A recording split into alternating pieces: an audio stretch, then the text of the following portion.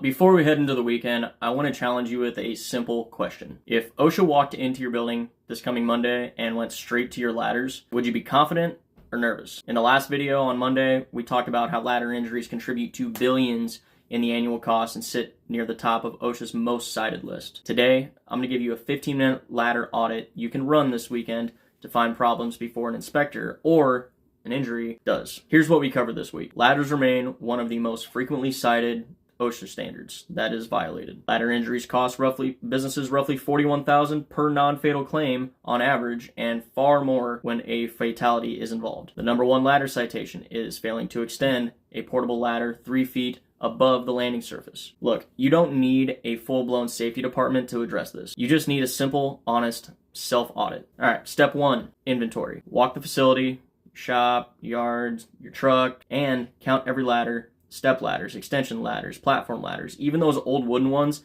in the back corner that no one really should be using, write the number down. That's your exposure count. Most owners, again, surprised to realize they've got 8, 10, 20 plus ladders scattered across multiple locations. Visual inspection using a simple checklist. For each ladder, look for broken or cracked or missing rung, or split side rails, missing or worn feet that don't grip the floor anymore, loose hardware, rivets or spreader bars, rust or corrosion on metal, cracks or rot on wood. If any of those show up, tag it danger, do not use, and remove it from service. Don't leave it leaning against a corner because someone will just grab it to use it once. Step 3, the 3-foot test. Grab the extension ladder that your team uses most to access those high spots, those elevation spots. Set it up where it's normally used and check it. Does the ladder extend at least 3 feet above the landing so a worker has something to hold on to when they're stepping off or on?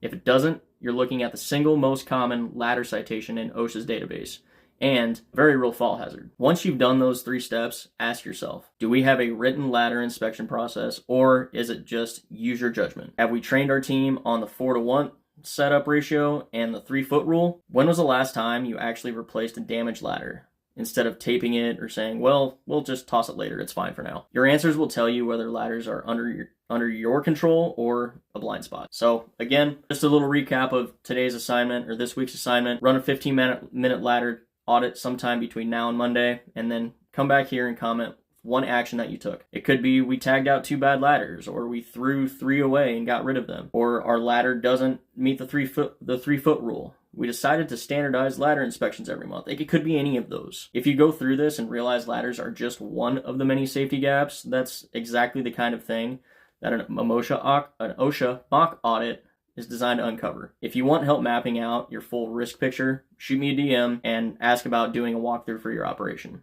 But at a minimum, get this ladder audit done if you're using ladders. It's one of the fastest, highest ROI safety actions that you can take. Happy Friday and have a great weekend.